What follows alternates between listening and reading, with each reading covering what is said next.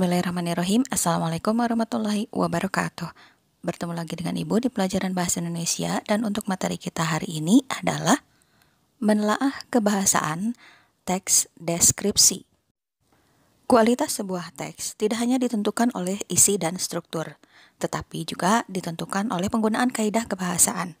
Sebagus apapun isi dan struktur sebuah teks, jika mengabaikan kaidah kebahasaan, teks tersebut bisa membingungkan, bahkan menyesatkan pembaca. Dengan kata lain, setiap menulis jenis teks apapun, kalian harus benar-benar memperhatikan kaidah kebahasaan sesuai dengan ketentuan yang berlaku. Berikut ada 5 kaidah kebahasaan yang penting diperhatikan dalam sebuah teks, yaitu ejaan, tanda baca, pilihan kata atau diksi, tata kalimat, dan kepaduan paragraf. Baik, Ibu akan menjelaskan mulai dari yang ke-1, yaitu ejaan. Ejaan yang dijadikan sebagai acuan dalam penulisan teks yaitu Pedoman Umum Ejaan Bahasa Indonesia atau PUEBI. Ini berdasarkan Peraturan Menteri Pendidikan dan Kebudayaan Nomor 50 Tahun 2015. Dalam pedoman tersebut telah diatur penulisan ejaan yang benar. Misalnya penulisan huruf kapital dalam bahasa Indonesia seperti berikut ini. 1. Huruf kapital dipakai sebagai huruf pertama awal kalimat. 2. Huruf kapital dipakai sebagai huruf pertama unsur nama orang, termasuk julukan. 3. Huruf kapital dipakai pada awal kalimat dalam petikan langsung. 4.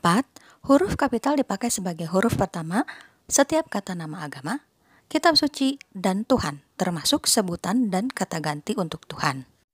5. Huruf kapital dipakai sebagai huruf pertama unsur nama gelar kehormatan, keturunan, keagamaan, atau akademik yang diikuti nama orang, termasuk gelar akademik yang mengikuti nama orang tersebut.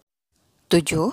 Huruf kapital dipakai sebagai huruf pertama unsur nama gelar kehormatan, keturunan, keagamaan, profesi, serta nama jabatan dan kepangkatan yang dipakai sebagai sapaan. 8. Huruf kapital dipakai sebagai huruf pertama unsur nama jabatan dan pangkat yang diikuti nama orang atau yang dipakai sebagai pengganti nama orang tertentu, nama instansi, atau nama tempat.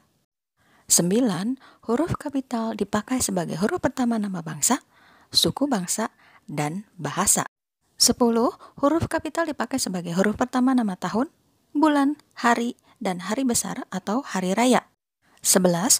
Huruf kapital dipakai sebagai huruf pertama unsur nama peristiwa sejarah. 12.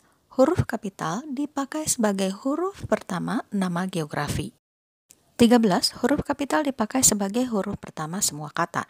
Ini termasuk semua unsur bentuk ulang sempurna dalam nama negara, lembaga, badan, organisasi, atau dokumen, kecuali kata tugas seperti di, ke, dari, dan, yang, dan untuk.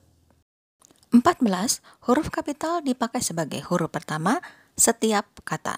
Ini termasuk unsur kata ulang sempurna di dalam judul buku, karangan, artikel, dan makalah, serta nama majalah dan surat kabar, kecuali kata tugas seperti di, ke, dari, dan, yang, dan untuk, yang tidak terletak pada posisi awal. 15. Huruf kapital dipakai sebagai huruf pertama unsur singkatan nama gelar, pangkat, atau sapaan. 16. Huruf kapital dipakai sebagai huruf pertama kata penunjuk hubungan kekerabatan seperti bapak, ibu, adik, kakak, dan paman, serta kata atau ungkapan lain yang dipakai dalam penyapaan atau pengacuan. Demikian untuk materi kita hari ini tentang kebahasaan teks deskripsi yang ke-1, yaitu tentang ejaan, dan yang sudah Ibu jelaskan di sini adalah penggunaan huruf kapital. Ibu akan lanjutkan pada video berikutnya tentang kebahasaan teks deskripsi yang kedua, yaitu tentang tanda baca. Baik, mudah-mudahan bermanfaat dan kalian bisa memahami tentang penggunaan huruf kapital ini. Mohon maaf jika ada kesalahan atau penjelasan Ibu yang keliru. Tetap semangat untuk belajar menulis dan membacanya. Terima kasih atas perhatian kalian. Assalamualaikum warahmatullahi wabarakatuh.